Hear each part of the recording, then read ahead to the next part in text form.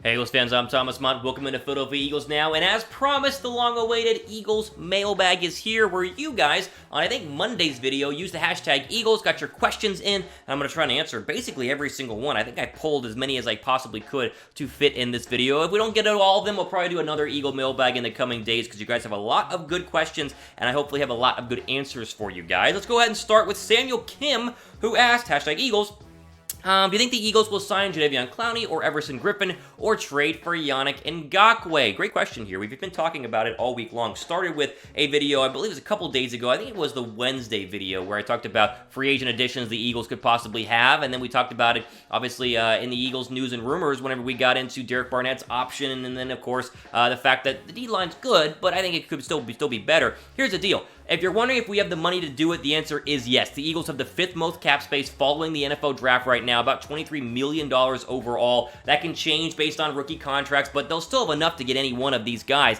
And I think if you look at a guy like Jadeveon Clowney, despite the fact that numbers weren't exactly eye-popping last year, as I said in my video this week, he's an elite defensive end. I mean, if you put Jadeveon Clowney on the current Eagles, that is a stupid good starting defensive line for the Philadelphia Eagles. You think about moving Brandon Graham to more of a backup role, rotate him in there, but put Clowney next to Hargrave, next to Cox, next to Barnett, mix in Malik Jackson. That defensive line is great. Everson Griffen would be cheaper, a little bit older as he's getting kind of into that mid, or I should say early 30 range. But the Eagles went out and got Chris Long, who was an older pass rusher who had a lot of postseason experience with New England, and he was fantastic, especially his first 2 years in Philadelphia. His only 2 years in Philadelphia, of course, big hit on Case Keenum, which led to the interception of Patrick Robinson, the pick 6, and the Eagles were off and running in the title game. But Griffen had 8 sacks last year and was really good, despite the fact that the Vikings did not want to go ahead and bring him back. So either one of those guys would make sense, because you mix them in with Graham, with Barnett, with Sweat, with Avery, and you kind of go with, Graham, Barnett are good, but Sweat and Avery are not exactly the best rotational backup guys in there. Sweat didn't do much last year, and Avery, I think, is still a big question mark. They're trying to develop him, whatever that means. So I think they should. Now, Yannick is going to cost probably a 2nd or 3rd round draft pick. I'd do that as well. It's a matter of paying him. So it's easier to get Clowney or Griffen. You don't have to trade for him. But Yannick's trade value is dropping because when traded during the draft, I think Yannick's a real possibility as well. Any one of them, let's just say this, would be great in an Eagle uniform, in my opinion. You guys think the Eagles need another defensive end? If you do, type 1 down below for yes. And type 2 down below for no. I think they do, so I don't know if you agree with me. Let me know in the comments section. Christian Stewart asked, I think that Jalen Reagor could be better than Henry Ruggs. Geez, it's tough. It's tough. I don't know. I mean, Reagor is interesting because 2019, the stats weren't good. The 2018 stats you see right now were good. If Jalen Reagor's 2018 would have been the same as his 2019 in terms of stats, he probably would have been very justified at number 21 overall, and we'd all be saying, oh, what a great pick. Problem is, he did have a lot of drops in 2019, and he did have production drop as well, despite the fact he did have a bad quarterback, which I guess is on his side, but still, it's tough. I think Ruggs is going to have an overall better career. Now, he might not have a better career because he's in Oakland with Derek Carr throwing him the football, but I would have taken Ruggs over Jalen Reagor, but he wasn't there, and that's why, of course, the Eagles had to take Jalen Reagor. The real question is Justin Jefferson versus Jalen Reagor in terms of which one is going to be better, because the Eagles did pass on Justin Jefferson, and they took Jalen Reagor. With that being said, the Eagle wide receiver depth chart to me looks pretty good overall. I mean, Jeffrey, he's not going to be there in 2020. I'm convinced he's going to be cut. We talked about that a couple days ago. But you got Jackson, you got Reagor, and you obviously have a lot of kind of guys who you hope are going to turn out in terms of Hightower and Marquise Goodwin. And obviously I still have a J.J. Arcega-Whiteside and Greg Ward. So I think they'll be okay. The question will be, how will we grade Jalen Reagor going forward? Well, we'll grade him based on who was still on the board whenever the Eagles picked at number 21. Ayuk was there, Higgins was there, Shenault was there, and Jefferson were all there. Through 4 receivers, I probably could have convinced myself would be better than the one that we got in Jalen Reagor. So if they have better careers, that means Howie and Doug Peterson whiffed on this one, but there's no way to say right now. We just got to wait and see what happens in the coming months and years as he's going to go ahead and be an Eagle. Who do you guys think will have more touchdowns in Philadelphia, though, this year? Deshaun Jackson or Jalen Reagor? Type J for Jackson, type R for Reagor. I'd bet Jackson, but if Reagor's as good as the Eagles seem to think he is, then he might be pretty good in terms of touchdowns overall.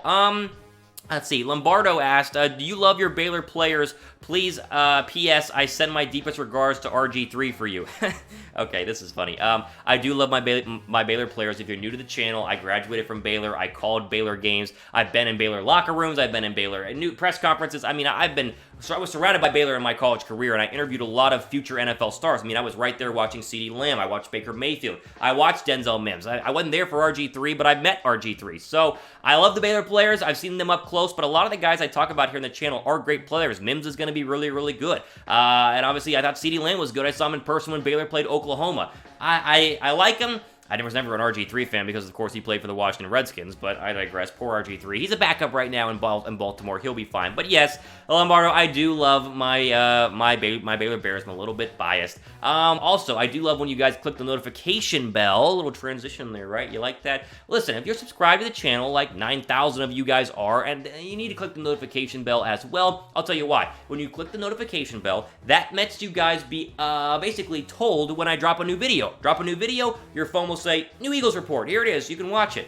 That helps you be notified whenever we go ahead and drop new stuff here on the channel, which is very often, by the way. And if you're subscribed, that means you want to be notified anyway, so just click the notification bell, that way YouTube doesn't get its way, and we can actually get the videos to you guys a little bit faster. Couple more here. Yasiel Lopez asks, how do you feel about moving Mills back to cornerback 2 and letting Kayvon, I guess that's Kayvon Wallace, be our strong safety?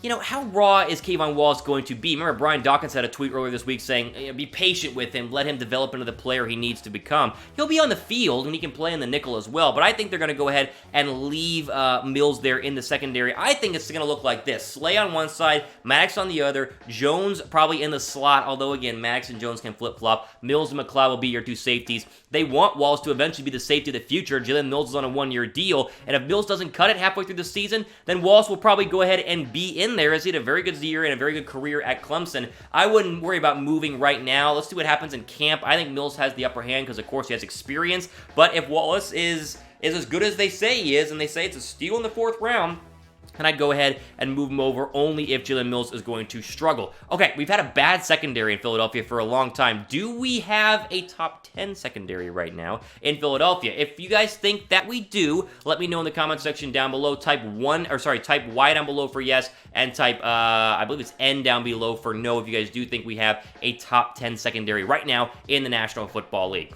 Okay, one more question here, running out of time. Let's see. Jose Torres, who, of course, comments on the Eagles Report, or the Philadelphia Eagles Now a lot. I want to get his question in here. He asked, do you think the Eagles could trade Jeffery for a vet linebacker and sign Everson Griffen, Jalen Hurts, trick plays? Okay, I think he put a lot of, like, 3 questions here in one. First off, could you trade Alshon for a veteran linebacker? No, not a chance. No one is going to take on Alshon Jeffery's contract, which is why everyone who's commenting down below, they'll trade Jeffery, they're not going to cut him, you're dumb, Thomas.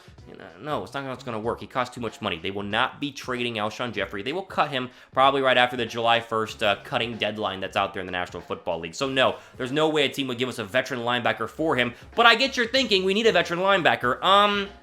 We signed Everson Griffen. I talked about that. I would love Everson Griffen. He'd be cheap, $7 to $8 million a year. Sign him to a 2-year deal and let him basically recreate what Chris Long did for 2 years. That would be fantastic. And the final question here, Jalen Hurts trick plays.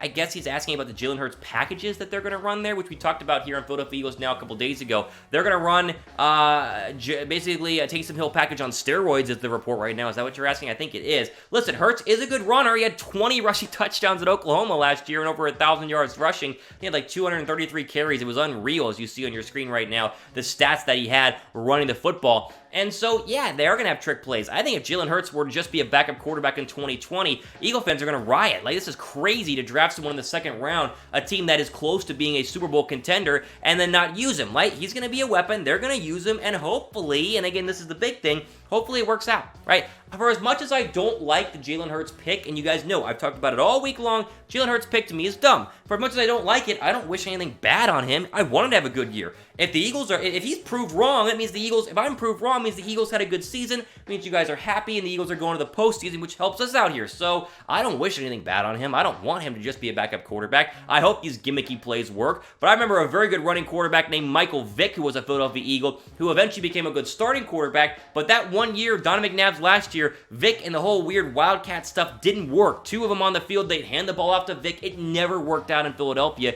until he was actually the starter. And so that's why I'm very hesitant overall for Jalen Hurts. There you go. All time we have for today for Philadelphia Eagles Now. This mailbag video, we'll probably do some more. There are some ones I left off the board here. We'll do some more questions coming up in the next couple of days. All time we have for today for Philadelphia Eagles Now. I'm Thomas Mott, signing off for the rest of your day.